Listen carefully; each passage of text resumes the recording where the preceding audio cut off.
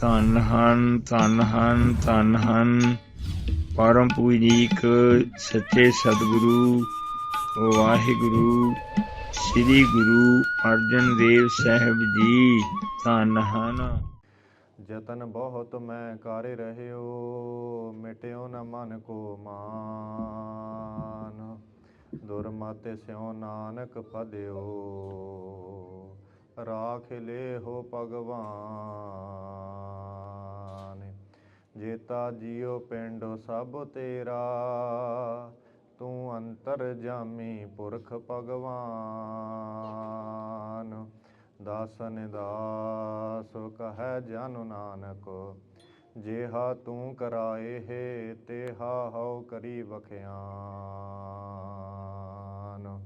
ਬੇਸੁਮਾਰ ਅਥਾਹ ਅਗੰਤ ਤੁਲੈ, ਜਿਉ ਬੁਲਾਵਹੁ ਤਿਉ ਨਾਨਕ ਦਾਸ ਬੋਲੇ। ਕਹਾਂ ਬੁੱਧ ਪ੍ਰਭ ਤੁਛ ਹਮਾਰੀ, ਬਰਨ ਸਕੈ ਮਹਿਮਾ ਜੋ ਤਿਹਾਰੀ। ਹਮ ਨਾ ਸਕਤ ਕਰ ਸਿਫਤ ਤੁਮਾਰੀ, ਆਪ ਲੇਹੋ ਤੁਮ ਕਥਾ ਸੁਧਾਰੀ। ਕਹਾਂ ਲੱਗੈ ਇਹੋ ਕੀਟ ਬਖਾਨੈ, ਮਹਿਮਾ ਤੋਰ ਤੁਹੀ ਪ੍ਰਭ ਜਾਨੈ। ਪਿਤਾ ਜਨਮ ਜਿਮ ਪੂਤ ਨ ਪਾਵੈ, ਕਹਾਂ ਤਵਨ ਕਾ ਭੇਦ ਬਤਾਵੈ। ਹਮ ਚਾਕਰ ਗੋਬਿੰਦ ਕੇ, ਠਾਕੁਰ ਮੇਰਾ ਭਾਰਾ। ਕਰਨ ਕਰਾਵਨ ਸਗਲ ਬੇਦੇ, ਸੋ ਸਤਿ ਗੁਰੂ ਹਮਾਰਾ।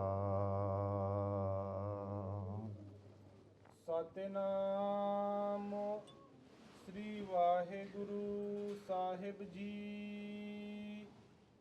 ਸਿਰੋ ਕੰਪਿਓ ਪਗ ਡਗਮਗੈ, ਨੈਣ ਜੋਤਿ ਤੇ ਹੀਨ।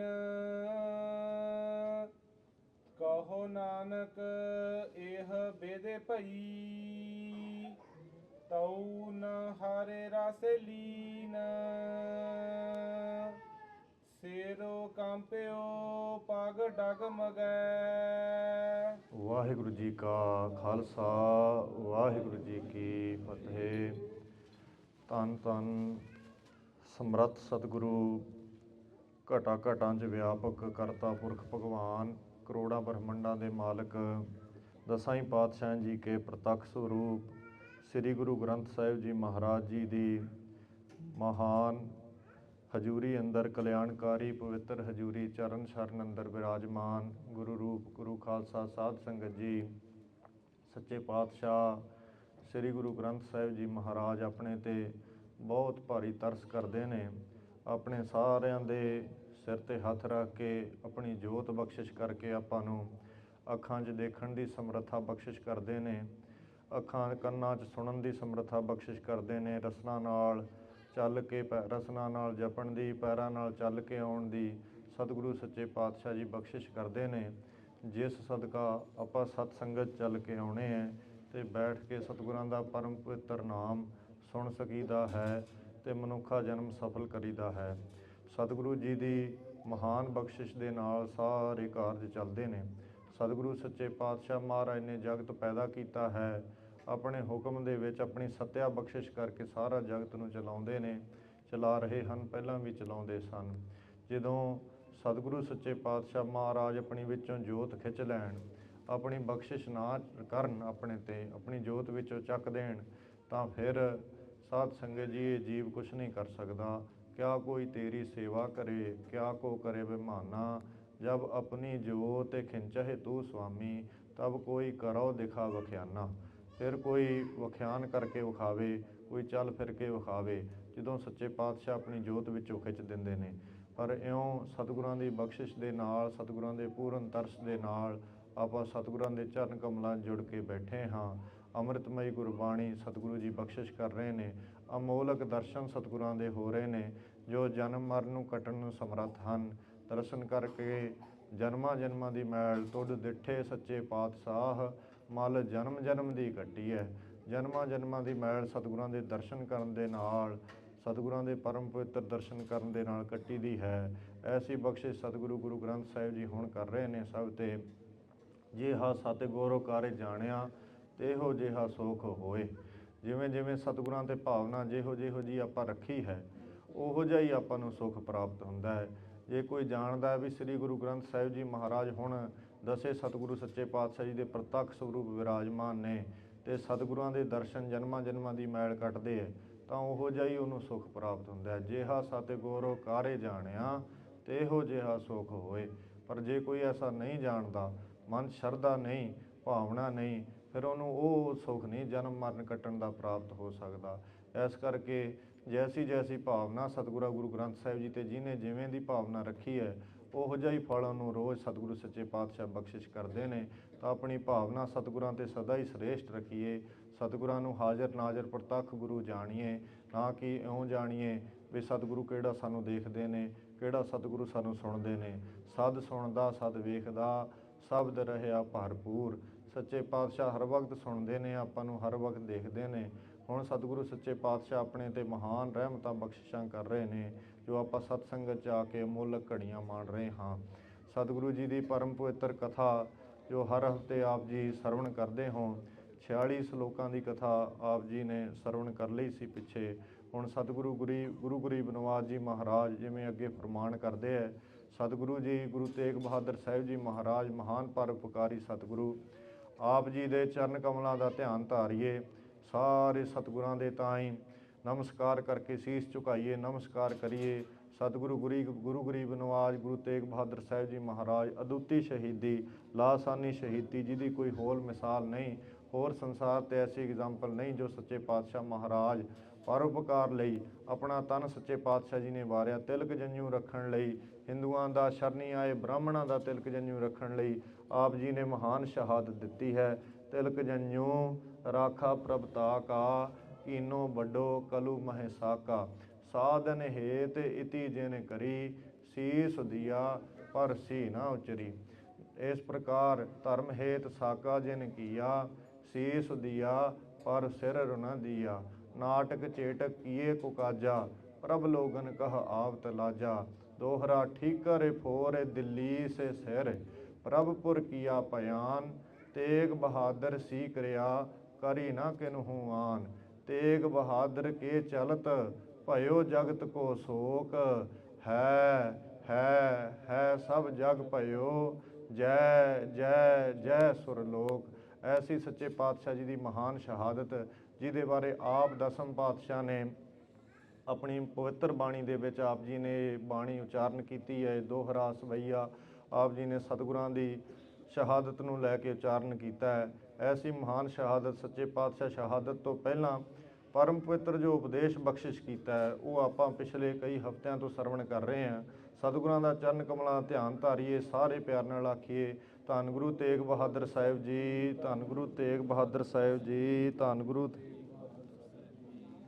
ਸਿਰੁ ਕੰਪਿਓ ਪਗ ਡਗਮਗੈ, ਨੈਣ ਜੋਤਿ ਤੇ ਹੀਨ।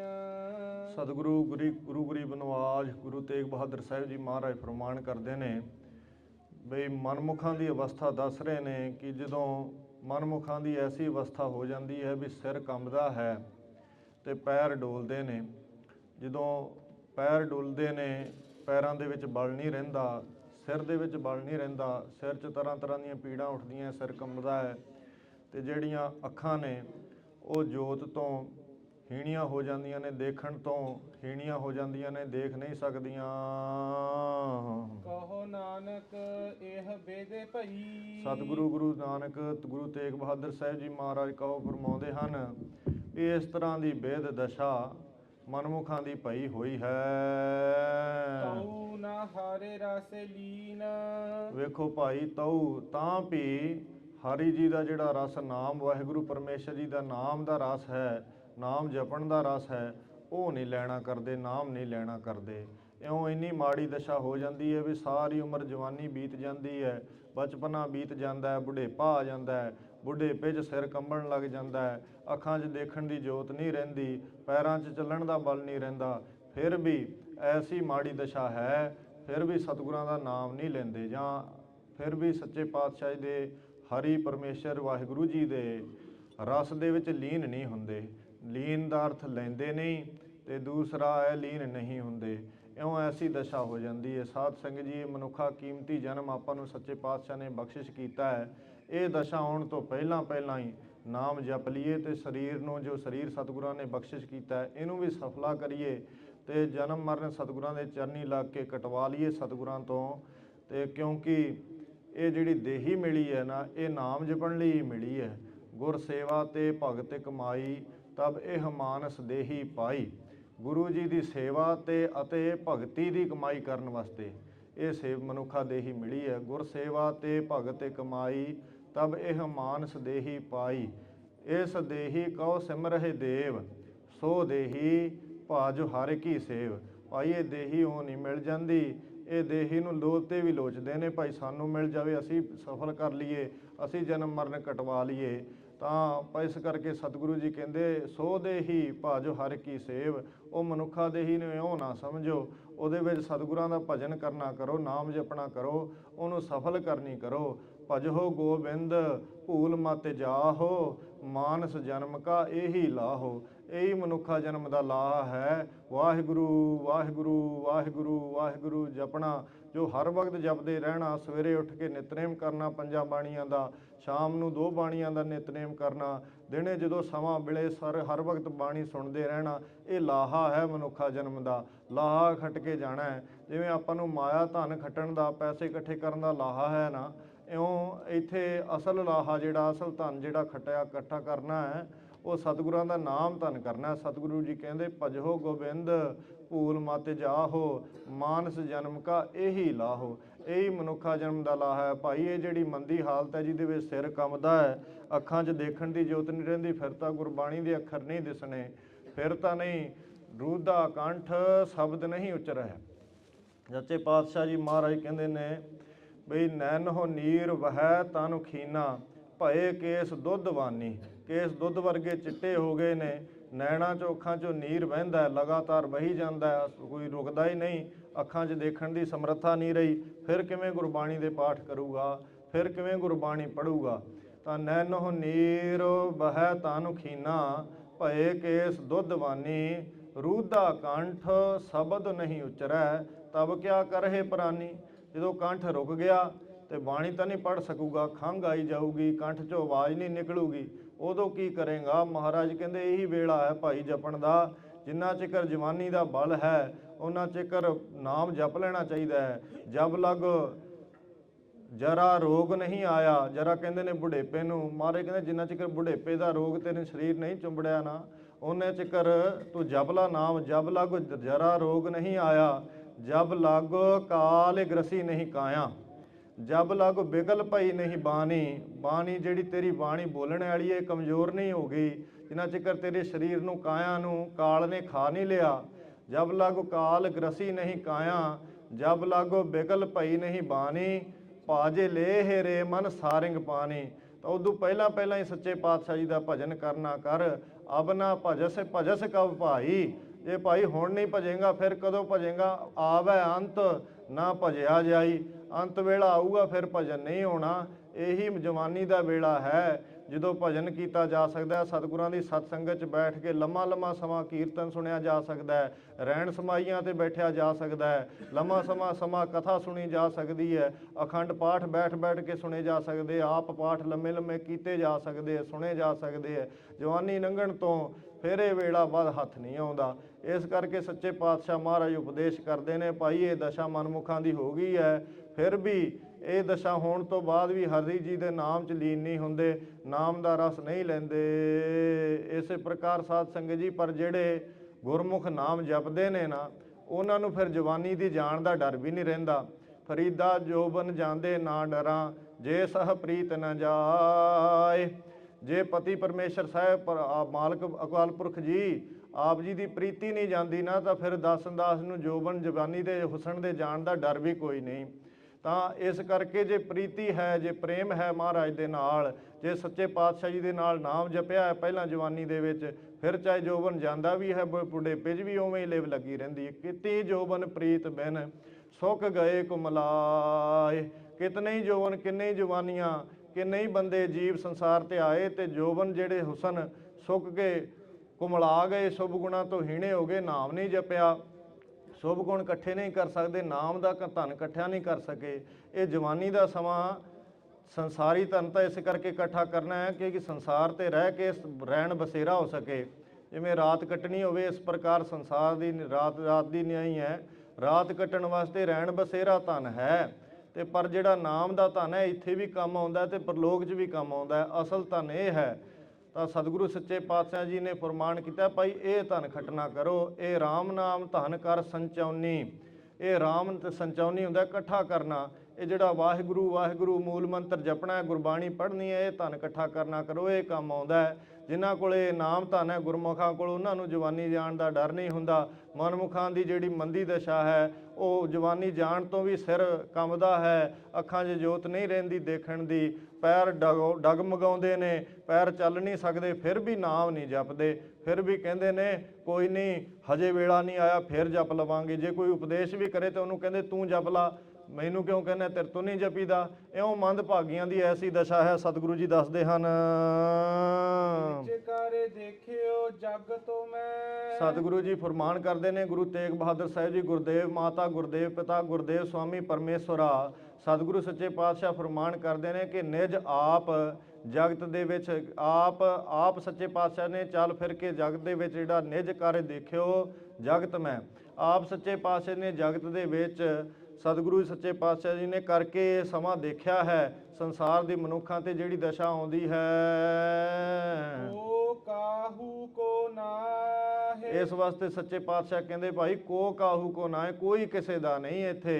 ਜਿੰਨੇ ਸਾਖ ਸੰਬੰਧੀ ਨੇ ਸਾਰਿਆਂ 'ਚੋਂ ਕੋਈ ਸਹਾਈ ਹੋਣ ਵਾਲਾ ਨਹੀਂ। ਇਸ ਕਰਕੇ ਮਨ 'ਚ ਇਸ ਗੱਲ ਨੂੰ ਵਿਚਾਰ ਨਾ ਕਰੋ। ਸੱਚੇ ਪਾਤਸ਼ਾਹ ਜੀ ਆਪਣਾ ਆਪ ਦਾ ਮਹਾਰਾਜ ਨਿਜ ਐਕਸਪੀਰੀਅੰਸ ਆਪਣਾ ਆਪ ਦੱਸ ਰਹੇ ਨੇ। ਬਈ ਦਾਸਨ ਨੇ ਸੰਸਾਰ ਦੇ ਵਿੱਚ ਵੇਖਿਆ ਹੈ, ਚੰਗੀ ਤਰ੍ਹਾਂ ਕਰਕੇ ਪਰਖ ਕੇ ਦੇਖਿਆ ਹੈ। ਸੰਸਾਰ ਦੇ ਵਿੱਚ ਕੋਈ ਭਾਈ ਕਿਸੇ ਦਾ ਸਾਥੀ ਨਹੀਂ, ਕੋਈ ਕਿਸੇ ਦਾ ਮੇਲੀ ਨਹੀਂ, ਕੋਈ ਕਿਸੇ ਦੇ ਨਾਲ ਨਹੀਂ ਜਾਂਦਾ, ਕੋਈ ਕਿਸੇ ਦਾ ਦੁੱਖ ਨਹੀਂ ਘਟਾ ਸਕਦਾ। ਇਸ ਵਾਸਤੇ ਸੱਚੇ ਨਾਮ ਦੇ ਨਾਲ ਹੀ ਜੁੜਨਾ ਕਰੋ। ਜਿਵੇਂ ਭਗਤ ਕਬੀਰ ਸਾਹਿਬ ਜੀ ਨੇ ਫਰਮਾਨ ਕੀਤਾ ਹੈ ਵੀ ਪਹੁ ਪਰ ਪੰਜ ਕਰ ਪਰ ਧਨ ਲਿਆਵੈ, ਸੁਤਦਾਰਾ ਪਹਿ ਆਨ ਲੁਟਾਵੈ, ਮਨ ਮੇਰੇ ਭੂਲੇ ਕਪਟ ਨਾ ਕੀਜੈ, ਅੰਤ ਨਿਬੇਰਾ ਤੇਰੇ ਜੀਅ ਪਹਿ ਲੀਜੈ, ਰਹਾਉ ਛਿਨ ਛਿਨ ਤਨ ਛੀਜੈ, ਜਰਾ ਜਨਾਵੈ, ਤਬ ਤੇਰੀ ਓਖ ਕੋਈ ਪਾਣੀ ਹੋ ਨਾ ਪਾਵੈ।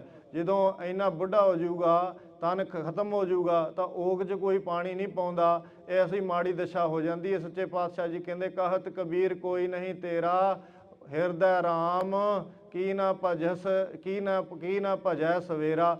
ਵੀ ਛੇਤੀ ਕਿਉਂ ਨਹੀਂ ਭਜਨ, ਸਵੇਰਾ ਕਹਿੰਦੇ ਛੇਤੀ ਨੂੰ, ਛੇਤੀ ਕਿਉਂ ਨਹੀਂ ਭਜਨ ਕਰਦਾ ਭਾਈ, ਕੋਈ ਨਹੀਂ ਤੇਰਾ ਮਨ 'ਚ ਵਿਚਾਰ ਲਾ। ਨਾਨਕ ਥੇਰੋ ਹਾਰੇ ਭਗਤ ਹੈ। ਸਤਿਗੁਰੂ ਗੁਰੂ ਤੇਗ ਬਹਾਦਰ ਸਾਹਿਬ ਜੀ ਫਰਮਾਨ ਕਰਦੇ ਵੀ ਇੱਕ ਰਹਿਣੇ ਵਾਲੀ ਥਿਰ ਕਹਿੰਦੇ ਨੇ ਅਚਲ, ਜੋ ਸਦਾ ਰਹਿਣੇ ਵਾਲੀ ਚੀਜ਼ ਹੋਵੇ, ਉਹ ਹਰੀ ਪਰਮੇਸ਼ਰ ਜੀ ਦੀ ਭਗਤੀ ਹੀ ਹੈ। ਇਹ ਸਦਾ ਕੰਮ ਆਉਣ ਵਾਲੀ ਜੋ ਕੀਤੀ ਹੈ ਭਗਤੀ, ਵਾਹਿਗੁਰੂ ਵਾਹਿਗੁਰੂ ਜਪਿਆ ਹੈ, ਇਹ ਸਦਾ ਭਗਤੀ ਸਿਰ ਅਚਲ ਹੈ। ਇਹ ਨਹੀਂ ਕਿਤੇ ਜਾਂਦੀ, ਇਹ ਨਹੀਂ ਨਾਸ ਹੁੰਦੀ, ਇਹ ਸਦਾ ਆਪਣੇ ਨਾਲ ਸਹਾਈ ਹੁੰਦੀ ਹੈ, ਇਸ ਲੋਕ 'ਚ ਵੀ ਤੇ ਪਰਲੋਕ 'ਚ ਵੀ। ਤਾਂ ਇਸ ਕਰਕੇ ਸੱਚੇ ਪਾਤਸ਼ਾਹ ਜੀ ਮਹਾਰਾਜ ਕਹਿੰਦੇ ਹਰੀ ਪਰਮੇਸ਼ਰ ਵਾਹਿਗੁਰੂ ਜੀ ਦੀ ਜਿਹੜੀ ਭਗਤੀ ਹੈ ਇਹ ਥਿਰ ਅਚਲ ਹੈ। ਤਿਹ ਰਾਖੋ ਮਨ ਮਾਹਿ। ਭਾਈ ਗੁਰਮੁਖੋ ਤਿਨਾਂ ਨੂੰ ਅਕਾਲ ਪੁਰਖ ਪਰਮੇਸ਼ਰ ਜੀ ਨੂੰ ਜਿਨ੍ਹਾਂ ਦੀ ਇਹ ਭਗਤੀ ਹੈ ਤੇ ਜਿਨ੍ਹਾਂ ਦੀ ਇਹ ਅਮੋਲਕ ਭਗਤੀ ਹੈ, ਵਾਹਿਗੁਰੂ ਵਾਹਿਗੁਰੂ ਜਪਣਾ, ਸਤ ਸੰਗਤ ਕਰਨੀ, ਕਥਾ ਕੀਰਤਨ ਸੁਣਨਾ, ਇਹ ਭਗਤੀ ਨੂੰ ਮਨ ਦੇ ਵਿੱਚ ਦ੍ਰਿੜ ਕਰਕੇ ਰੱਖੋ। ਇਉਂ ਸਤਿਗੁਰੂ ਪਰਮ ਪਵਿੱਤਰ ਉਪਦੇਸ਼ ਬਖਸ਼ਿਸ਼ ਕਰਦੇ ਹਨ। ਜਗ ਰਚਨਾ ਸਭ ਝੂਠ ਹੈ। ਵਿਰਾਗਮਈ ਉਪਦੇਸ਼ ਬਖਸ਼ਿਸ਼ ਕਰਦੇ ਨੇ, ਭਾਈ ਵਿਚਾਰ ਨਾ ਕਰੋ, ਜਿੰਨੀ ਜਗਤ ਦੀ ਰਚਨਾ ਹੈ ਇਹ ਸਾਰੀ ਦੀ ਸਾਰੀ ਝੂਠੀ ਹੈ, ਇਹਦੇ ਵਿੱਚ ਕੋਈ ਸੱਚਾ ਨਹੀਂ। ਇਹ ਸੱਚੀ ਪ੍ਰਤੀਤ ਤਾਂ ਹੁੰਦੀ ਹੈ, ਪਰ ਇਹ ਛਿਨ ਮਾਤਰ। ਜਿਵੇਂ ਕੋਈ ਚੀਜ਼ ਸਮਝੀਏ ਵੀ ਆਪਣਾ ਸਰੀਰ ਹੈ, ਆਪਣਾ ਸਰੀਰ ਅੱਜ ਤੋਂ 50 ਸਾਲ ਪਹਿਲੇ ਤਾਂ ਨਹੀਂ ਸੀ, ਤਾਂ ਫਿਰ ਹੁਣ ਅੱਗੇ ਤੋਂ 50 ਸਾਲ ਬਾਅਦ ਨਹੀਂ ਹੋਊਗਾ, ਫਿਰ ਇਹ ਸੱਚਾ ਕਿਵੇਂ ਹੋਇਆ, ਝੂਠਾ ਹੋਇਆ ਨਾ। ਇਉਂ ਹੀ ਸੰਸਾਰ ਦੀ ਰਚਨਾ ਹੈ, ਇਹ ਅੱਜ ਤੋਂ ਕਹਿ ਲਈਏ ਵੀ ਕਰੋੜਾਂ ਸਾਲ ਪਹਿਲਾਂ ਨਹੀਂ ਸੀ, ਤਾਂ ਅੱਜ ਤੋਂ 100 200 ਸਾਲ, ਕਰੋੜਾਂ ਸਾਲ, 1000 ਸਾਲ ਬਾਅਦ ਨਹੀਂ ਹੋਊਗੀ। ਫਿਰ ਇਹ ਸੱਚੀ ਕਿਵੇਂ ਹੋਈ, ਇਹ ਵੀ ਝੂਠੀ ਹੋਈ ਨਾ। ਸੱਚਾ ਤਾਂ ਉਹਨੂੰ ਕਹੀਏ ਜੋ ਸਦਾ ਹੀ ਹੈ। ਤਾਂ ਸੱਚੇ ਨੇ ਆਦਿ ਸੱਚ, ਜੁਗਾਦਿ ਸੱਚ, ਹੈ ਭੀ ਸੱਚ, ਨਾਨਕ ਹੋਸੀ ਭੀ ਸੱਚ। ਅਕਾਲ ਪੁਰਖ ਪਰਮੇਸ਼ਰ ਜੀ ਦਾ ਨਾਮ ਸੱਚਾ ਹੈ, ਆਦਿ ਪਹਿਲਾਂ ਤੋਂ ਸੱਚਾ ਹੈ, ਹੁਣ ਵੀ ਸੱਚਾ ਹੈ, ਯੁੱਗਾਂ ਆਦਿਕਾਂ ਦੇ ਵਿੱਚ ਵੀ ਸੱਚਾ ਸੀਗਾ। ਯੁੱਗ ਆਦਿ ਯੁੱਗਾਂ ਦੀ ਹੋਂਦ ਤੋਂ ਪਹਿਲਾਂ ਵੀ ਜਦੋਂ ਯੁੱਗ ਨਹੀਂ ਬਣੇ ਸੀ ਨਾ, ਉਦੋਂ ਵੀ ਅਜਾਪਾ ਜਾਪ ਵਾਹਿਗੁਰੂ ਜੀ ਦਾ ਨਾਮ ਤੇ ਵਾਹਿਗੁਰੂ ਜੀ ਸੱਚੇ ਸਨ ਤੇ ਹੈ ਭੀ ਸੱਚ ਹੁਣ ਵੀ ਭਾਈ ਸੱਚ ਹਨ ਤੇ ਨਾਨਕ ਸਤਿਗੁਰੂ ਨਾਨਕ ਦੇਵ ਜੀ ਫਰਮਾਨ ਕਰਦੇ ਹੋਸੀ ਅੱਗੇ ਨੂੰ ਵੀ ਸੱਚ ਸਰੂਪ ਹੋਈ ਅਕਾਲ ਪੁਰਖ ਜੀ ਹੈ ਨੇ। ਇਸ ਕਰਕੇ ਸੱਚੇ ਅਕਾਲ ਪੁਰਖ ਜੀ ਦੇ ਨਾਲ ਜੁੜਨਾ ਕਰੋ, ਝੂਠੇ ਸੰਸਾਰ ਨੂੰ ਸਮਝਣਾ ਕਰੋ, ਝੂਠਾ ਜਾਣ ਕੇ ਇਹ ਰਚਨਾ ਨੂੰ ਛੱਡਣਾ ਕਰੋ। ਜਗ ਰਚਨਾ ਸਭ ਝੂਠ ਹੈ, ਸਤਿਗੁਰੂ ਜੀ ਉਪਦੇਸ਼ ਕਰਦੇ ਹਨ। ਜਾਣੇ ਲੈ ਹੋ ਰੇ ਮੀਤ। ਇਸ ਗੱਲ ਨੂੰ ਸਤਿਗੁਰੂ ਸੱਚੇ ਪਾਤਸ਼ਾਹ ਕਹਿੰਦੇ ਜਾਣ ਲਵੋ ਵੀ ਇਹ ਸੰਸਾਰ ਝੂਠਾ ਹੈ, ਇਹ ਮਿੱਤਰ ਜਾਣਨਾ ਕਰੋ। ਕਹੇ ਨਾਨਕ ਥੇਰੋ ਨਾਰ ਹੈ। ਸਤਿਗੁਰੂ ਗੁਰੂ ਤੇਗ ਬਹਾਦਰ ਸਾਹਿਬ ਜੀ ਫਰਮਾਨ ਕਰਦੇ ਭਾਈ ਇਹਨੇ ਸਦਾ ਨਹੀਂ ਰਹਿਣਾ। ਥਿਰ ਅਚਲ, ਥਿਰ ਕਹੀਏ ਜੋ ਸਦਾ ਰਵੇ। ਇਸ ਜਗਤ ਦੀ ਰਚਨਾ ਨੇ ਸਦਾ ਨਹੀਂ ਰਹਿਣਾ। ਜਦੋਂ ਜਗਤ ਦੀ ਸੱਚ ਰਚਨਾ ਨੇ ਚੰਦਰਮਾ, ਸੂਰਜ, ਧਰਤੀ ਆਦਿਕ ਇਹਨਾਂ ਨੇ ਨਹੀਂ ਸਦਾ ਰਹਿਣਾ ਤੇ ਆਪਾਂ ਕਿੱਥੋਂ ਸਦਾ ਰਹਿ ਜਾਣਾ ਹੈ। ਆਪਾਂ ਤਾਂ ਇਉਂ ਹੀ ਮੰਨ ਕੇ ਚੱਲਦੇ ਨੇ ਵੀ ਅਸੀਂ ਸਦਾ ਹੀ ਰਹਿਣਾ ਸੰਸਾਰ ਤੇ, ਜਿਵੇਂ ਜੁਗਾਂ ਜੁਗਾਂ ਤਾਈਂ ਜਿਉਣਾ ਹੋਵੇ। ਇਹ ਸੋਚ ਕੇ ਕਦੇ ਨਹੀਂ ਮੌਤ ਚੇਤੇ ਆਉਂਦੀ। ਪਰ ਸਤਿਗੁਰੂ ਸੱਚੇ ਪਾਤਸ਼ਾਹ ਜੀ ਫਰਮਾਨ ਕਰਦੇ ਭਾਈ ਵਿਚਾਰ ਨਾ ਕਰੋ, ਇਹ ਰਚਨਾ ਨੇ ਸਦਾ ਥਿਰ ਨਹੀਂ ਰਹਿਣਾ। ਜਿਉ ਬਾਲੂ ਕੀ ਭੀਤ। ਜਿਸ ਪ੍ਰਕਾਰ ਬਾਲੂ ਰੇਤੇ ਦੀ ਭੀਤ ਕੰਧ ਹੁੰਦੀ ਹੈ, ਜਿਵੇਂ ਰੇਤੇ ਦੀ ਕੰਧ ਕੱਚੀ ਕੰਧ ਹੁੰਦੀ ਹੈ ਨਾ, ਉਹ ਸਦਾ ਕਿੱਥੇ ਰਹਿੰਦੀ ਹੈ। ਥੋੜੇ ਸਮੇਂ ਬਾਅਦ ਜਦੋਂ ਉਹਦੇ ਅੰਦਰੋਂ ਪਾਣੀ ਸੁੱਕ ਜਾਂਦਾ ਹੈ ਤਾਂ ਉਦੋਂ ਕੰਧ ਸਾਰੀ ਢਹਿ ਢੇਰੀ ਹੋ ਜਾਂਦੀ ਹੈ, ਨਾਸ ਹੋ ਜਾਂਦੀ ਹੈ। ਕੋਈ ਕਿਸੇ ਦੀ 6 ਮਹੀਨਿਆਂ 'ਚ, ਕਿਸੇ ਦੀ ਕੁਝ ਦਿਨਾਂ 'ਚ। ਇਉਂ ਕੱਚੀਆਂ ਕੰਧਾਂ ਵਾਂਗ ਇਹ ਸੰਸਾਰ ਦੀ ਰਚਨਾ ਹੈ। ਇਹਨੇ ਜਦੋਂ ਸੰਸਾਰ ਦੀ ਤੇ ਆਪਣੀ ਸਾਰਿਆਂ ਦੀ ਰਚਨਾ ਕੱਚੀ ਕੰਧ ਵਾਂਗ ਹੈ ਭਾਈ, ਇਹਨੇ ਸਦਾ ਨਹੀਂ ਰਹਿਣਾ, ਇਹਨੇ ਨਾਸ ਹੋ ਜਾਣਾ ਹੈ। ਰਾਮ ਗਇਓ ਰਾਵਣ ਗਇਓ। ਅੱਗੇ ਹੋਰ ਫਰਮਾਨ ਕਰਦੇ ਨੇ ਸਤਿਗੁਰੂ ਸੱਚੇ ਪਾਤਸ਼ਾਹ ਜੀ ਮਹਾਰਾਜ ਵੀ ਜਿਤਨੇ ਸੰਸਾਰ ਤੇ ਰਾਮ ਗਇਓ ਅਵਤਾਰ ਹੋਏ ਨੇ ਸੰਸਾਰ ਦੇ ਵਿੱਚ। ਰਾਮ ਸ੍ਰੀ ਰਾਮਚੰਦਰ ਜੀ, ਭਗਵਾਨ ਰਾਮ ਜੀ ਜਦੋਂ ਗਏ ਲੰਕਾ ਨੂੰ ਗਏ, ਰਾਮ ਗਇਓ ਤਾਂ ਰਾਵਣ ਜਿਹੜਾ ਸੀਗਾ ਹੰਕਾਰੀ ਰਾਵਣ, ਉਹਦੇ ਨਾਲ ਯੁੱਧ ਕੀਤਾ ਤੇ ਰਾਵਣ ਦਾ ਵੱਧ ਕੀਤਾ। ਤਾਂ ਇਸ ਪ੍ਰਕਾਰ ਰਾਵਣ ਜਿਹੜਾ ਹੈ ਸੰਸਾਰ ਤੋਂ ਚਲਿਆ ਗਿਆ ਸ੍ਰੀ ਰਾਮਚੰਦਰ ਜੀ ਦੇ ਲੰਕਾ ਤੇ ਜਾਣੇ ਕਰਕੇ।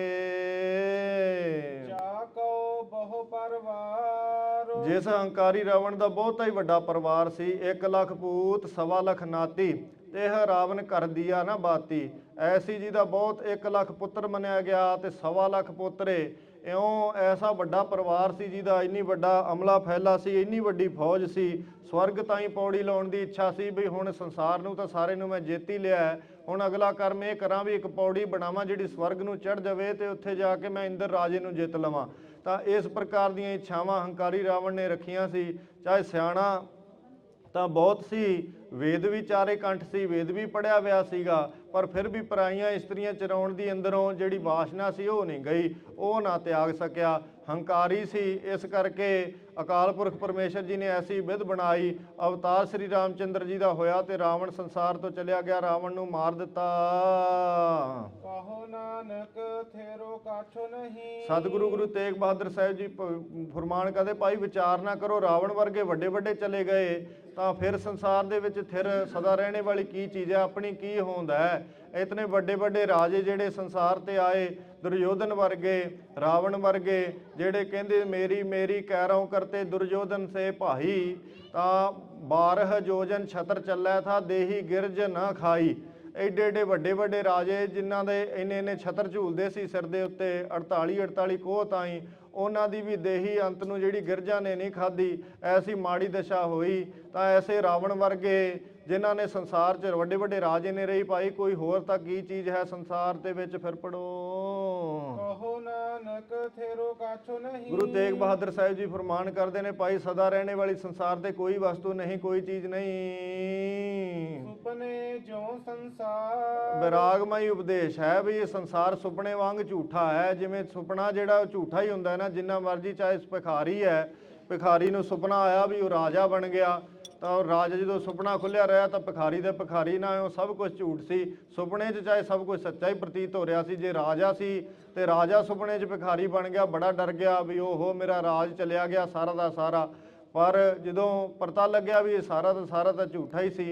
ਇਉਂ ਸੁਪਨੇ ਹੁੰਦੇ ਝੂਠੇ ਹੈ ਜਿਸ ਪ੍ਰਕਾਰ, ਇਉਂ ਇਹ ਸਾਰੀ ਰਚਨਾ ਹੈ। ਇਹ 'ਚ ਆਪਾਂ ਲੱਗੇ ਹੋਏ ਹੈ, ਦੁੱਖ ਸੁੱਖ ਵੀ ਆਪਾਂ ਨੂੰ ਪ੍ਰਤੀਤ ਹੋਈ ਜਾਂਦੇ ਹੈ, ਪਰ ਇਹ ਰਚਨਾ ਸੱਚੀ ਨਹੀਂ ਹੈ। ਸੁਪਨੇ ਵਾਂਗ ਇਹ ਰਚਨਾ ਹੈ, ਸੱਚੇ ਪਾਤਸ਼ਾਹ ਫਰਮਾਨ ਕਰਦੇ ਹਨ। ਇਸ ਪ੍ਰਕਾਰ ਸਾਧ ਸੰਗਤ ਜੀ, ਜਿਵੇਂ ਸਤਿਗੁਰੂ ਜੀ ਨੇ ਕਿਹਾ ਰਾਮ ਸ੍ਰੀ ਰਾਮਚੰਦਰ ਜੀ ਆਦਿਕ ਅਵਤਾਰ ਦੀ ਸਤਿਗੁਰਾਂ ਨੇ ਨਿੰਦਾ ਕਰਨ ਨੂੰ ਨਹੀਂ ਆਗਿਆ ਕੀਤੀ। ਰਾਮਚੰਦਰ ਆਦਿਕ ਅਵਤਾਰ ਕੀ ਨਿੰਦਾ ਕਰੇ ਨਾ ਕੋਏ, ਉਹ ਰਹਿਤਨਾਮਿਆਂ ਦੇ ਬਚਨ ਨੇ ਵੀ ਨਿੰਦਾ ਨਾ ਕਰੇ ਇਹਨਾਂ ਦੀ, ਕਿਉਂਕਿ ਜਿਤਨੇ ਅਵਤਾਰ ਹੋਏ ਨੇ ਸਾਰੇ ਪਰਮੇਸ਼ਰ ਜੀ ਦੀ ਇਹ ਸ਼ਕਤੀ ਪਾ ਕੇ ਹੀ ਸਾਰੇ ਅਵਤਾਰ ਸੰਸਾਰ ਤੇ ਆਏ ਹੈ। ਇਹ ਪਰਮੇਸ਼ਰ ਦੀ ਆਗਿਆ ਤੋਂ ਬਾਹਰ, ਗੁਰੂ ਨਾਨਕ ਦੇਵ ਜੀ ਦੀ ਆਗਿਆ ਤੋਂ ਬਾਹਰ ਨਹੀਂ ਆਏ। ਸਤਿਗੁਰਾਂ ਨੇ ਮਹਾਰਾਜ ਨੇ ਜਿਵੇਂ ਹਰਨਾਕਸ਼ ਨੂੰ ਮਾਰਨ ਲਈ ਨਰਸਿੰਘ ਦਾ ਅਵਤਾਰ ਸਤਿਗੁਰੂ ਜੀ ਨੇ ਭੇਜਿਆ, ਇਉਂ ਮਹਾਰਾਜ ਦੀ ਆਗਿਆ 'ਚ ਹੀ ਸਾਰੇ ਅਵਤਾਰ ਆਏ ਨੇ। ਤੇ ਸਤਿਗੁਰਾਂ ਦੀ ਆਗਿਆ 'ਚ ਆ ਕੇ ਹੀ ਅਵਤਾਰਾਂ ਨੇ ਜਿਹੜੇ ਵੱਡੇ ਵੱਡੇ ਕੋਈ ਦੈਂਤ ਸੀ ਜੋ ਹਰਨਾਕਸ਼ ਵਰਗੇ ਰਾਵਣ ਵਰਗੇ ਸੀ ਉਹਨਾਂ ਦਾ ਨਾਸ਼ ਕੀਤਾ ਹੈ। ਤਾਂ ਇਸ ਕਰਕੇ ਇਹਨਾਂ ਦੀ ਜੋ ਅਵਤਾਰ ਹੋਏ ਨੇ ਇਹਨਾਂ ਦੀ ਨਿੰਦਾ ਕਰਨੀ ਸ਼ੋਭਦੀ ਨਹੀਂ। ਜਿਸ ਪ੍ਰਕਾਰ ਸਾਧ ਸੰਗਤ ਜੀ ਗੁਣ ਦੇਖਣੇ ਚਾਹੀਦੇ, ਕਿਉਂਕਿ ਸਤਿਗੁਰੂ ਸੱਚੇ ਪਾਤਸ਼ਾਹ ਜੀ ਨੇ ਹਮੇਸ਼ਾ ਗੁਣ ਹੀ ਸਿੱਖਾਂ ਨੂੰ ਦੇਖਣ ਦੀ ਹੁਕਮ ਬਖਸ਼ਿਸ਼ ਕੀਤਾ ਹੈ। ਸਤਿਗੁਰਾਂ ਨੇ ਸਿੱਖਾਂ ਨੂੰ ਆਦਤ ਹੀ ਹੋਣੀ ਚਾਹੀਦੀ ਹੈ ਗੁਣ ਦੇਖਣ ਦੀ। ਜਿਵੇਂ ਸ੍ਰੀ ਰਾਮਚੰਦਰ ਜੀ ਦਾ ਗੁਣ ਦੇਖੀਏ ਵੀ ਮਹਾਂਪੁਰਖ ਕਹਿੰਦੇ ਨੇ ਵੀ ਹੈ ਕੋਈ ਸ੍ਰੀ ਰਾਮਚੰਦਰ ਜੀ ਵਰਗਾ ਅੱਜ ਸੰਸਾਰ ਤੇ। ਜਿਵੇਂ ਕਿਸੇ ਦੇ ਪੁੱਤਰ ਨੂੰ ਕੋਈ ਪਿਤਾ ਆਪਣੇ ਪੁੱਤਰ ਨੂੰ ਕਵੇ ਵੀ ਤੈਨੂੰ 14 ਸਾਲ ਦਾ ਬਨਵਾਸ ਹੈ, ਤਾਂ ਕੋਈ ਪੁੱਤਰ ਹੈ ਐਸਾ ਆਗਿਆਕਾਰੀ ਜਿਹਦਾ ਬਨਵਾਸ ਚਲਿਆ ਜਾਵੇ 14 ਸਾਲਾਂ ਲਈ? ਨਹੀਂ ਨਾ। ਇਉਂ ਜਿਹੜੇ ਅਵਤਾਰ ਹੋਏ ਉਹਨਾਂ 'ਚ ਗੁਣ ਹੋਏ ਹੈ, ਆਗਿਆਕਾਰੀ ਹੋਏ ਨੇ। ਤਾਂ ਇਸ ਕਰਕੇ ਇਹ ਅਵਤਾਰਾਂ ਦੀ ਨਿੰਦਾ ਨਹੀਂ ਸ਼ੋਭਦੀ। ਰਾਵਣ ਵਰਗੇ ਹੰਕਾਰੀ ਬਾਣੀ 'ਚ ਰਾਵਣ ਨੂੰ ਵਾਰ-ਵਾਰ ਮੂਰਖ ਲਿਖਿਆ, ਵਾਰ-ਵਾਰ ਹੰਕਾਰੀ ਲਿਖਿਆ। ਇਉਂ ਇਹਨਾਂ ਦੀ ਆਪਾਂ ਉਸਤਤ ਕਰੀ ਜਾਈਏ, ਈਰਖਾਵਸ ਹੋ ਕੇ, ਤੇ ਜਿਹੜੇ ਅਵਤਾਰ ਹੋਏ ਉਹਨਾਂ ਦੀ ਆਪਾਂ ਨਿੰਦਿਆ ਕਰੀ ਜਾਈਏ। ਇਹ ਗੱਲ ਠੀਕ ਨੇ? ਇਹ ਗੱਲ ਠੀਕ ਹੈ ਵੀ ਸਤਿਗੁਰੂ ਗੁਰੂ ਨਾਨਕ ਦੇਵ ਜੀ ਗੁਰੂ ਗ੍ਰੰਥ ਸਾਹਿਬ ਜੀ ਦੇ ਤੁੱਲ ਕੋਈ ਅਵਤਾਰ ਨਹੀਂ, ਨਾ ਹੀ ਆਪਾਂ ਦੂਜੇ ਅਵਤਾਰਾਂ ਨੂੰ ਕੋਈ ਮੰਨਣਾ ਹੈ। ਪਰ ਇਉਂ ਤਾਂ ਮੰਨ ਸਕਦੇ ਆ ਨਾ ਵੀ ਸਤਿਗੁਰਾਂ ਦੀ ਆਗਿਆ ਸਾਰੇ ਅਵਤਾਰ ਹੋਏ ਹੈ, ਸਤਿਗੁਰੂ ਜੀ ਦੀ ਆਗਿਆ ਸਾਰੇ ਅਵਤਾਰ ਪ੍ਰਗਟ ਹੋਏ ਹੈ। ਤੇ ਸਤਿਗੁਰਾਂ ਤੋਂ ਬਲ ਪਾ ਕੇ ਤੈਥੋਂ ਹੀ ਬਲ ਰਾਮ ਲੈ, ਨਾਲ ਬਾਣਾ 10 ਸਿਰ ਕਹਾਇਆ, ਤੈਥੋਂ ਹੀ ਬਲ ਕ੍ਰਿਸ਼ਨ ਲੈ, ਕੰਸ ਕੇਸੀ ਪਗੜ ਗਿਰਾਇਆ। ਇਹ ਮਹਾਰਾਜ ਸੱਚੇ ਪਾਤਸ਼ਾਹ ਤੋਂ ਹੀ ਸਾਰੇ ਅਵਤਾਰਾਂ ਨੇ ਬਲ ਲੈ ਕੇ ਫਿਰ ਵੱਡੇ ਵੱਡੇ ਦੈਂਤਾਂ ਦਾ ਨਾਸ਼ ਕੀਤਾ ਹੈ। ਸਤਿਗੁਰੂ ਜੀ ਫਰਮਾਨ ਕਰਦੇ, ਭਾਈ ਚਿੰਤਾ ਤਾਂ ਉਸ ਗੱਲ ਦੀ, ਚਿੰਤਾ ਦੇ ਰੋਗ ਨੂੰ ਨਿਵਰਤ ਕਰਨ ਲਈ ਪਰਮ ਪਵਿੱਤਰ ਸ਼ਲੋਕ ਬਖਸ਼ਿਸ਼ ਕੀਤਾ ਹੈ। ਇਹ ਭਾਈ ਮਨ 'ਚ ਵਿਚਾਰ ਨਾ ਕਰੋ ਵੀ ਚਿੰਤਾ ਤਾਂ ਉਸ ਗੱਲ ਦੀ ਕਰੀਏ ਜੋ ਅਨਹੋਣੀ ਹੋਏ, ਤਾਂ ਚਿੰਤਾ ਕੀਜੀਏ, ਤਾਂ ਚਿੰਤਾ ਕਰੀਏ। ਜੇ ਕੋਈ ਅਣਹੋਈ ਗੱਲ ਹੁੰਦੀ ਹੋਵੇ ਤਾਂ ਫਿਰ ਤਾਂ ਚਿੰਤਾ ਕਰਨੀ ਬਣੀ ਹੈ। ਜਦੋਂ ਸੱਚੇ ਪਾਤਸ਼ਾਹ ਅਕਾਲ ਪੁਰਖ ਪਰਮੇਸ਼ਰ ਜੀ ਸਭ ਕੁਝ ਕਰਨ ਕਾਰਨ ਸਮਰੱਥ ਨੇ, ਕਾਰਨ ਕਰਾਵਨ ਸਗਲ ਬੇਦੇ ਸੋ ਸਤਿਗੁਰੂ ਹਮਾਰਾ। ਸਤਿਗੁਰੂ ਜੀ ਨੇ ਕਰਨ ਵਾਲੇ ਤੇ ਕਾਰਨ ਸਬੱਬ ਬਣਾਉਣ ਵਾਲੇ ਵੀ ਜਾਣਨਾ ਚਾਹੀਦਾ। ਇਸ ਕਰਕੇ ਭਾਈ ਚਿੰਤਾ ਕਾਹਦੀ ਕਰਨੀ ਹੈ? ਭਾਈ ਮਤ ਕੋਈ ਜਾਣੋ ਅਵਰ ਕਿਸੇ ਕਾ ਕਿਛੁ ਹਾਥ ਹੈ, ਸਭ ਕਰੇ ਕਰਾਇਆ। ਜਦੋਂ ਸਤਿਗੁਰੂ ਗੁਰੂ ਨਾਨਕ ਦੇਵ ਜੀ ਦਾ, ਗੁਰੂ ਗ੍ਰੰਥ ਸਾਹਿਬ ਜੀ ਦਾ ਸਾਰਾ ਕੁਝ ਕੀਤਾ ਕਰਾਇਆ ਵਰਤਦਾ ਹੈ, ਤੇ ਫਿਰ ਚਿੰਤਾ ਕਿਸ ਗੱਲ ਦੀ ਕਰਨੀ ਹੈ? ਚਿੰਤਾ ਕਿਸੇ ਗੱਲ ਦੀ ਨਹੀਂ ਕਰਨੀ ਚਾਹੀਦੀ। ਆਪਣੇ ਸੇਵਕਾਂ ਦੀ ਆਪ ਸਤਿਗੁਰੂ ਸੱਚੇ ਪਾਤਸ਼ਾਹ ਜੀ ਰੱਖਿਆ ਕਰਦੇ ਹੈ। ਚਿੰਤਾ ਤੋਂ ਚਿੰਤਾ ਛੱਡ ਕੇ, ਚਿੰਤਾ ਛੱਡ ਅਚਿੰਤ ਰਹੋ, ਨਾਨਕ ਲਾਗੇ ਪਾਈ। ਅਚਿੰਤ ਅਵਸਥਾ 'ਚ ਰਹਿਣਾ ਚਾਹੀਦਾ। ਸਤਿਗੁਰਾਂ ਜੀ ਨੂੰ ਰੱਖਿਅਕ ਜਾਣ ਕੇ ਚਿੰਤਾ ਛੱਡ ਕੇ ਸਤਿਗੁਰਾਂ ਦੇ ਚਰਨਾਂ ਦਾ ਧਿਆਨ ਧਰਦੇ ਹੋਏ ਭਗਤੀ ਕਰਦੇ ਚਿੰਤ ਅਵਸਥਾ 'ਚ ਰਹਿਣਾ ਚਾਹੀਦਾ ਹੈ। ਚਿੰਤਾ ਤਾਂ ਉਸ ਗੱਲ ਦੀ ਕਰੀਏ ਜੋ ਕੋਈ ਅਣਹੋਣੀ ਹੁੰਦੀ ਹੋਵੇ। ਸਭ ਕੁਝ ਤਾਂ ਸੱਚੇ ਪਾਤਸ਼ਾਹ ਦੇ ਹੱਥ ਵਸ ਹੈ, ਆਪ ਹੀ ਕਰਦੇ ਹਨ। ਸੰਸਾਰ ਕੋ, ਇਸ ਪ੍ਰਕਾਰ ਦਾ ਇਹ ਸੰਸਾਰ ਦਾ ਜਨਮ ਮਰਨ ਦਾ ਮਾਰਗ ਬਣਿਆ ਹੋਇਆ ਹੈ। ਨਾਨਕ ਥੇਰੋ ਨਹੀਂ ਕੋ, ਜਿਹਦੇ ਵਿੱਚ ਥਿਰ ਅਚਲ ਕੋਈ ਵੀ ਨਹੀਂ, ਕੋਈ ਵੀ ਸਦਾ ਰਹਿਣੇ ਵਾਲਾ ਨਹੀਂ। ਸਾਰੇ ਆਉਣ ਜਾਣ ਸਤਿਗੁਰੂ ਸੱਚੇ ਪਾਤਸ਼ਾਹ ਦੀ ਹੁਕਮ ਦੇ ਵਿੱਚ ਵੱਡੇ ਵੱਡੇ ਦੇਵੀ ਦੇਵਤੇ ਆਏ, ਉਹ ਵੀ ਆ ਕੇ ਉਮਰ ਭੋਗ ਕੇ ਆਪਣੀ ਚਲੇ ਗਏ। ਇਉਂ ਆਪਾਂ ਤਾਂ ਕੀ ਚੀਜ਼ ਹੈ ਸਾਧ ਸੰਗਤ ਜੀ? ਜੀਵਾਂ ਦੀ ਤਾਂ ਅੱਜ ਕੱਲ੍ਹ ਕਲਯੁਗ ਦੇ ਵਿੱਚ ਉਮਰ ਹੀ ਬੜੀ ਥੋੜ੍ਹੀ ਹੈ। 50-60 ਸਾਲ ਦੀ ਉਮਰ ਰਹਿ ਗਈ, 50-60 ਕਿਸੇ ਦੀ ਵੱਧ ਤੋਂ ਵੱਧ 100 ਸਾਲ ਹੁੰਦੀ ਹੈ। ਇੰਨੀ ਕੁ ਉਮਰ ਹੈ, ਉਹਦੇ ਵਿੱਚ ਵੀ ਆਪਾਂ ਭਗਤੀ ਨਾ ਕਰੀਏ। ਇਉਂ ਸਤਿਗੁਰੂ ਜੀ ਉਪਦੇਸ਼ ਬਾਰ-ਬਾਰ ਕਰਦੇ ਨੇ, ਵਿਰਾਗਮਈ ਪਰ ਮਨ 'ਚ ਵਿਚਾਰ ਨਾ ਕਰੋ ਵੀ ਥਿਰ ਕੁਛ ਨਹੀਂ, ਸੰਸਾਰ ਤੇ ਸਦਾ ਰਹਿਣੇ ਵਾਲਾ ਕੁਛ ਨਹੀਂ ਭਾਈ। ਇਸ ਵਕਤ ਤੇ ਭਗਤੀ ਕਰਨੀ ਕਰੋ, ਛੱਡ ਦੋ ਖਲਾਰਾ ਸੰਸਾਰ ਦਾ। ਜੋ ਉਪਜਿਓ ਸੋ ਬਿਨਸ ਹੈ। ਸਤਿਗੁਰੂ ਗੁਰੂ ਤੇਗ ਬਹਾਦਰ ਸਾਹਿਬ ਜੀ ਮਹਾਰਾਜ ਸਮਰੱਥ ਗੁਰੂ ਜੀ ਫਰਮਾਨ ਕਰਦੇ ਨੇ, ਭਾਈ ਵਿਚਾਰ ਨਾ ਕਰੋ, ਜੋ ਉਪਜਿਓ, ਜੋ ਪੈਦਾ ਹੋਇਆ ਹੈ ਸੰਸਾਰ ਤੇ ਸੋ ਬਿਨਸ ਹੈ, ਉਹ ਨਾਸ ਹੋਏਗਾ ਹੀ ਹੋਏਗਾ ਨਿਸ਼ਚਾ ਕਰਕੇ। ਪਰੋ ਆਜੋ ਕਹਿ ਕਾਲ, ਪਰੋ ਪਵੇਗਾ ਆਜ ਆਯੂ ਦੇ ਕਾਲ ਹੋਣ ਤੇ ਪੈ ਜਾਵੇਗਾ, ਸਾਰਾ ਕੁਝ ਡਿੱਗ ਪਵੇਗਾ, ਢਹਿ ਪਵੇਗਾ। ਜਦੋਂ ਆਯੂ ਦਾ, ਆਜ ਦਾ ਅਰਥ ਆਯੂ, ਉਮਰ ਦਾ ਕਾਲ ਹੋਵੇਗਾ, ਉਮਰ ਦਾ ਕਾਲ ਹੋ ਜਾਏਗਾ, ਭਾਵ ਉਮਰ ਦੇ ਹਿਸਾਬ ਨਾਲ ਜਦੋਂ ਕਾਲ ਦੇ ਵਸ ਪੈ ਜਾਏਗਾ, ਜਦੋਂ ਪਰੂ ਉਮਰ ਨਾਸ ਹੋ ਜੂਗੀ, ਉਦੋਂ ਕਾਲ ਦੇ ਵਸ ਪਊਗਾ। ਦੂਜਾ ਅਰਥ ਇਸ ਪ੍ਰਕਾਰ ਹੈ, ਪਰੋ ਆਜੋ ਕਹਿ ਕਾਲ, ਪਰੋਂ ਪਰਸੋਂ ਅੱਜ ਜਾਂ ਕੱਲ, ਇਸ ਪ੍ਰਕਾਰ ਇਹ ਸਾਰਾ ਦਾ ਸਾਰਾ ਸੰਸਾਰ ਹੈ ਵੀ ਕੋਈ ਅੱਜ ਨਾਸ ਹੁੰਦਾ ਹੈ, ਕੋਈ ਕੱਲ ਨਾਸ ਹੁੰਦਾ ਹੈ, ਕੋਈ ਪਰਸੋਂ ਨਾਸ ਹੋ ਜਾਂਦਾ ਹੈ। ਨਾਨਕ ਹਰਿ ਗੁਣ ਗਾਏ ਲੈ। ਸਤਿਗੁਰੂ ਗੁਰੂ ਤੇਗ ਬਹਾਦਰ ਸਾਹਿਬ ਜੀ ਮਹਾਰਾਜ ਫਰਮਾਨ ਕਰਦੇ ਨੇ ਵੀ ਹੇ ਭਾਈ ਗੁਰਮੁਖੋ, ਵਿਚਾਰ ਨਾ ਕਰੋ ਵੀ ਹਰੀ ਪਰਮੇਸ਼ਰ ਵਾਹਿਗੁਰੂ ਜੀ ਦੇ ਗੁਣ ਗਾਉਣਾ ਕਰੋ, ਨਾਮ ਜਪਣਾ ਕਰੋ, ਬਾਣੀ ਪੜ੍ਹਨੀ ਕਰੋ। ਛਾੜੇ ਸਗਲ ਜੰਜਾਲ। ਤੇ ਜਿੰਨਾ ਵੀ ਸੰਸਾਰ ਦਾ ਹੋਰ ਖਲਾਰਾ ਹੈ, ਜੰਜਾਲ ਤੈਨੂੰ ਪਏ ਵੇ ਨੇ, ਮਾਇਆ ਦੇ, ਪਤੀ ਸਤੀ ਦੇ, ਇੱਕ ਦੂਜੇ ਦੇ ਜੰਜਾਲ ਪਏ ਨੇ, ਇੱਕ ਦੂਜੇ 'ਚ ਲੱਗ ਕੇ ਨਾਮ ਵਿਸਾਰੀ ਬੈਠੇ, ਇਹ ਜੰਜਾਲ ਹੀ ਹੈ। ਘਰ-ਬਾਰ 'ਚ ਲੱਗ ਕੇ, ਕਿਰਤ ਧੰਦਿਆਂ 'ਚ ਲੱਗ ਕੇ, ਧੰਦਾ ਕਰਤਿਆਂ ਨੇ ਫਲ ਜਨਮ ਗਵਾਇਆ। ਸਤਿਗੁਰੂ ਜੀ ਨੇ ਬਚਨ ਕੀਤੇ ਹੈ, ਜਦੋਂ ਕਿਰਤ ਕਰਦੇ ਨਾਮ ਨਾ ਜਪੀਏ ਤਾਂ ਉਦੋਂ ਧੰਦਾ ਕਹੀਦਾ ਹੈ, ਧੰਦੇ ਕਰਦਿਆਂ ਇਹੋ ਜਿਹੇ ਕੰਮ ਕਰਦਿਆਂ ਨੇ ਫਲ ਜਨਮ ਜਿਹੜਾ ਹੈ ਉਹ ਕਿਸੇ ਅਰਥ ਨਹੀਂ ਲੱਗਦਾ, ਵੇਸਟ ਚਲਿਆ ਜਾਂਦਾ ਹੈ। ਸਾਧ ਸੰਗਤ ਜੀ, ਇਉਂ ਸਤਿਗੁਰੂ ਸੱਚੇ ਪਾਤਸ਼ਾਹ ਜੀ ਉਪਦੇਸ਼ ਕਰਦੇ ਨੇ ਵੀ ਸਾਰਾ ਜਿਹੜਾ ਸੰਸਾਰ ਦਾ ਜੰਜਾਲ ਛੱਡ ਕੇ, ਮੋਹ ਮਾਇਆ ਦੇ ਬੰਧਨ ਛੱਡ ਕੇ ਤੇ ਸੰਸਾਰ ਦੇ ਵਿੱਚ ਸਤਿਗੁਰੂ ਸੱਚੇ ਪਾਤਸ਼ਾਹ ਜੀ ਦੀ ਭਗਤੀ ਕਰਨੀ ਕਰੋ, ਹਰੀ ਪਰਮੇਸ਼ਰ ਜੀ ਦੇ ਗੁਣ ਗਾਉਣੇ ਕਰੋ। ਇਉਂ ਸਮੇਂ ਦੇ ਲਿਹਾਜ਼ ਨਾਲ ਸਾਧ ਸੰਗਤ ਜੀ ਸਮਾਪਤੀ ਹੈ। ਸਤਿਗੁਰੂ ਸੱਚੇ ਪਾਤਸ਼ਾਹ ਜੀ ਕਿਰਪਾ ਕਰਨ। ਇੱਥੇ ਮਹਾਰਾਜ ਸਾਹਿਬ ਜੀ ਨੇ ਕਿੰਨੇ ਹੋ ਗਏ 52 ਸ਼ਲੋਕਾਂ ਦੀ ਵਿਚਾਰ ਸਤਿਗੁਰੂ ਸੱਚੇ ਪਾਤਸ਼ਾਹ ਜੀ ਨੇ ਕਰਵਾਈ ਹੈ। ਅੱਗੋਂ ਅਗਲੇ ਹਫਤੇ ਸਤਿਗੁਰੂ ਜੀ ਕਿਰਪਾ ਕਰਕੇ ਪਰਮ ਪਵਿੱਤਰ ਗੁਰਬਾਣੀ ਦਾ ਭੋਗ ਪਾਉਣਗੇ ਤਾਂ ਆਪ ਜੀ ਨੇ ਸਾਰੇ ਗੁਰਮੁਖਾਂ ਨੇ ਹਾਜ਼ਰੀ ਭਰਨੀ। ਸਤਿਗੁਰੂ ਸੱਚੇ ਪਾਤਸ਼ਾਹ ਜੀ ਨੇ 57 ਸ਼ਲੋਕ ਬਖਸ਼ਿਸ਼ ਕੀਤੇ ਨੇ, ਜੋ ਅਖੀਰਲੇ 5 ਸ਼ਲੋਕ ਨੇ ਉਹ ਅਗਲੇ ਹਫਤੇ ਵਿਚਾਰ ਅਰਥ ਵਿਚਾਰ ਆਪੋ ਵਿੱਚ ਹੀ ਕਰਕੇ ਫਿਰ ਸਤਿਗੁਰੂ ਸੱਚੇ ਪਾਤਸ਼ਾਹ ਦੀਆਂ ਖੁਸ਼ੀਆਂ ਲਵਾਂਗੇ। ਬੇਅੰਤ ਭੁੱਲਾਂ ਦੀ ਮਾਫੀ ਆਪ ਸਾਧ ਸੰਗਤ ਜੀ ਨੇ ਬਖਸ਼ਿਸ਼ ਕਰਨੀ। ਸਤਿਗੁਰੂ ਗਰੀਬ ਨਵਾਜ ਗੁਰੂ ਗ੍ਰੰਥ ਸਾਹਿਬ ਜੀ ਮਹਾਰਾਜ ਬੇਅੰਤ ਭੁੱਲਾਂ ਦੀ ਮਾਫੀ ਬਖਸ਼ਿਸ਼ ਕਰਨ। ਅੱਗੇ ਤੋਂ ਸਿਰ ਤੇ ਹੱਥ ਰੱਖ ਕੇ ਮਹਾਰਾਜ ਆਪ ਹੀ ਆਪਣੀ ਮਤ ਅਨੁਸਾਰ, ਗੁਰਮਤ ਅਨੁਸਾਰ ਸੱਚੇ ਪਾਤਸ਼ਾਹ ਅਰਥ ਗੁਰਬਾਣੀ ਵਿਚਾਰ ਕਰਾ ਲੈਣ। ਉਪਜਿਓ ਸੋ ਬਿਨਸ ਹੈ, ਪਰੋ ਆਜ ਕੈ ਕਾਲ। ਨਾਨਕ ਹਰਿ ਗੁਣ ਗਾਏ ਲੈ, ਛਾੜ ਸਗਲ ਜੰਜਾਲ। ਵਾਹਿਗੁਰੂ ਜੀ ਕਾ ਖਾਲਸਾ, ਵਾਹਿਗੁਰੂ ਜੀ ਕੀ ਫਤਿਹ। To learn more, please visit gurusevak.com